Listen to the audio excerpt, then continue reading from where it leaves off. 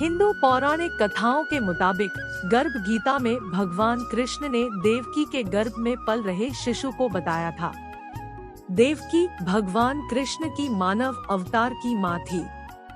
गर्भ गीता में आत्मा की प्रकृति, भक्ति के महत्व और मुक्ति के रास्ते के बारे में शिक्षा दी गई है। गर्भ गीता में भगवान कृष्ण ने अर्जुन को जीवन, मृत्यु और आत्मा के रहस्यों के बारे में बताया था। गर्भ गीता में गर्भवती महिलाओं के लिए गर्भ संस्कार अपनाने की सलाह दी गई है। गर्भ संस्कार में गर्भवती महिलाओं को अपने बच्चे तक शुभ विचार पहुंचाने, योग और प्राणायाम करने और विशेष मंत्रों का जाप करने की सलाह दी जाती है। गर्भ संस्कार मंत्र।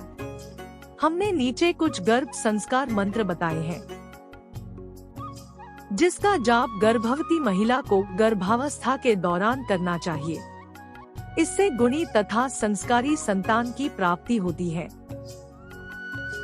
पहला मंत्र, ओम भूर्भुवः स्वः तत्सवितुर्वरेण्यं भार्गो देवस्य धीमहि धियो यो न प्रचोदयात्। दूसरा मंत्र, मनोजावं मारुता तुल्या वेगम जितेंद्रिय बुद्धि मातम वरिष्ठ वात आत्मजम वानर यूथा मुखिया श्री राम दूतम शरणम प्रपदे या कुंडेन्दु तुषारहारा धवला या शुभ्रा वस्त्र। गर्भ गीता को सरल अर्थ में समझने के लिए माता पिता को इसे अवश्य देखना चाहिए और अपने बच्चे को भी सुनाना चाहिए।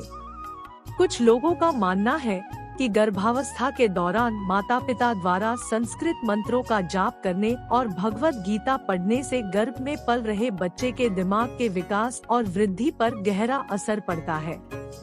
संस्कृत श्लोकों का जाप करने से गर्भ में पल रहे बच्चे तक सकारात्मक कंपन पहुंचते हैं। सभी को गर्भ गीता का अनुशीलन अवश्य करना चाहिए। साथ ही यह मान्यता भी है कि जो गर्भवती महिला गर्भ गीता का श्रवण करती है, उसका गर्भस्थ शिशु अच्छे संस्कार ग्रहण करता है। जन्म लेने के बाद वह आदर्श जीवन व्यतीत करता है। तो भाइयों बहनों, अगर अपने बच्चों को सही संस्कार देना चाहते हैं, तो जो आगे वीडियो में बताया गया है उसे ध्यान पूर्वक सुने, तभी इसका परिणाम आपको मिल पाएगा। अर्जुनोवाच, हे कृष्ण भगवान, यह प्राणी जो गर्भवास में आता है वह किस दोष के कारण आता है? हे प्रभु जी, जब यह जन्मता है तब इसको जरा आदि रोग लगते हैं, फिर मृत्यु होती है।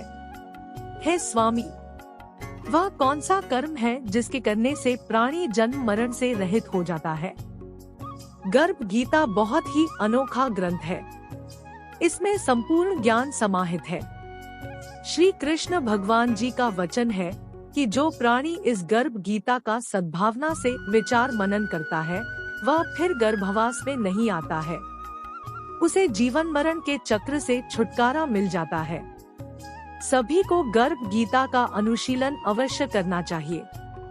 साथ ही यह मान्यता भी है कि जो गर्भवती महिला गर्भ गीता का श्रवण करती है, उसका गर्भस्थ शिशु अच्छे संस्कार ग्रहण करता है। जन्म लेने के बाद वह आदर्श जीवन व्यतीत करता है। अर्जुनोवाच, हे कृष्ण भगवान, यह प्राणी जो गर्भवास में आता है वह किस दोष के कारण आता है?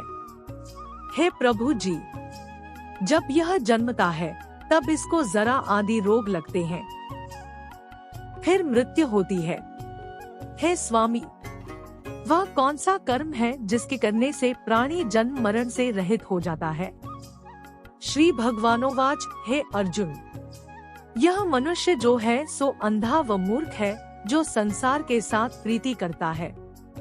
यह पदार्थ मैंने पाया है और वह मैं पाऊंगा, ऐसी चिंता इस प्राणी के मन से उतरती नहीं। 8 पहर माया को ही मांगता है। इन बातों को करके बार बार जन्मता और मरता है। वह गर्भ विषय दुख पाता रहता है। अर्जुनोवाच, हे श्री कृष्ण भगवान, यह मन मद मस्त हाथी की भांति है, तृष्णा इसकी शक्ति है। यह मन तो 5 इंद्रियों के वश में है।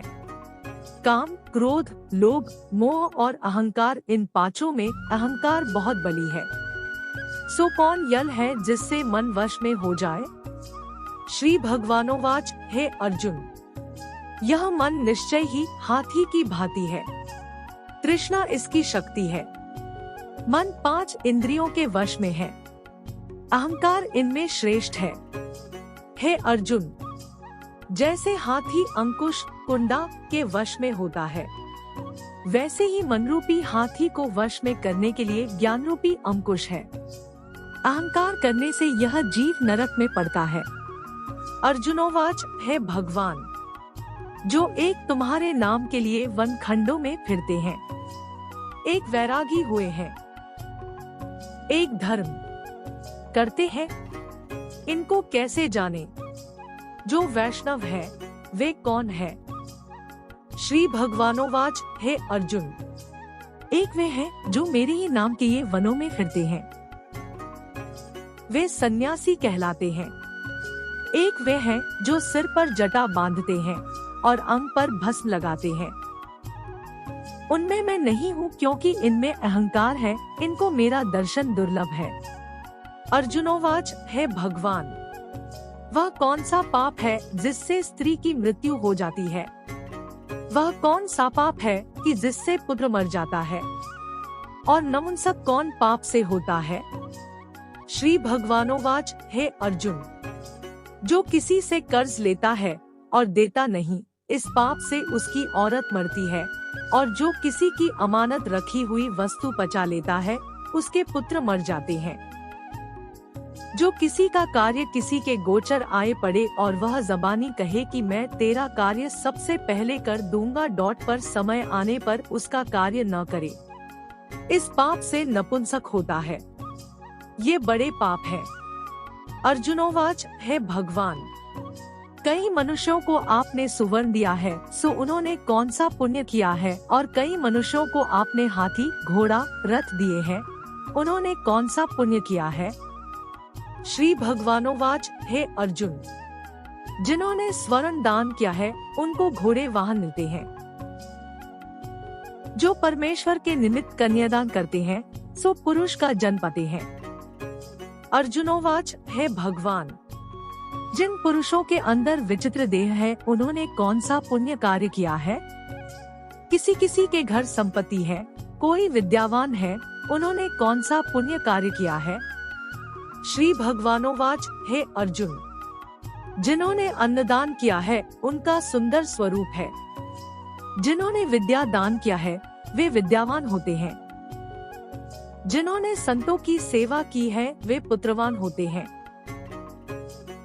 अर्जुनोवाच, हे भगवान, किसी को धन से प्रीति है, कोई स्त्रियों से प्रीति करते हैं, इसका क्या कारण है समझाकर कहिए। श्री भगवानोवाच, हे अर्जुन, धन और स्त्री सब नाश रूप है, मेरी भक्ति का नाश नहीं है। अर्जुनोवाच, हे भगवान, यह राजपाट किस धर्म के करने से मिलता है? विद्या कौन सा धर्म करने से मिलती है?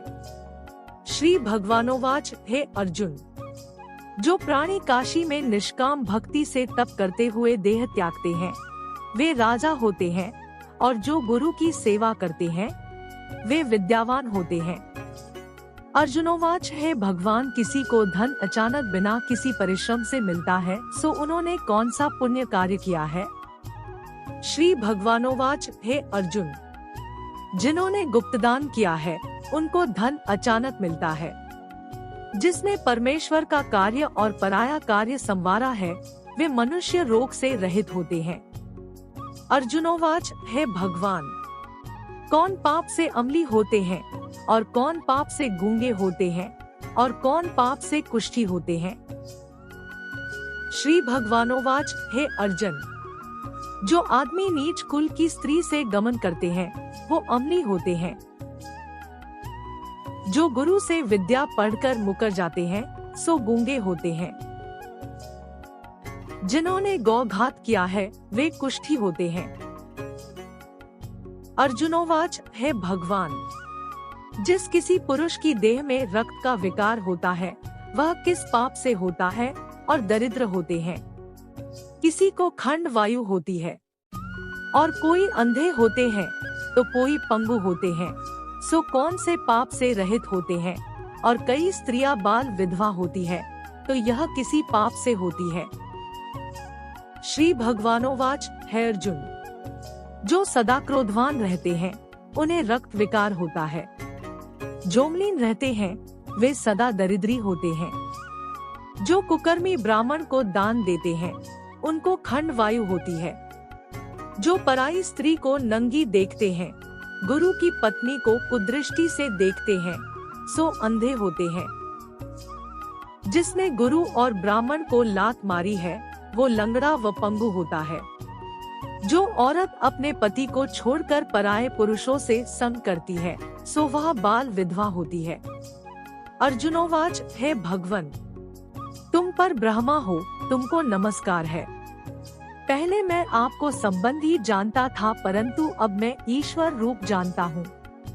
हे परब्रह्म, गुरु दीक्षा कैसी होती है, सो कृपा कर मुझको कहो। श्री भगवानोवाच, हे अर्जुन, तुम धन्य हो, तुम्हारे माता पिता भी धन्य है, जिनके तुम जैसा पुत्र है। हे अर्जुन, सारे संसार के गुरु जगन्नाथ है। विद्या का गुरु काशी, चारों वर्गों का गुरु सन्यासी है।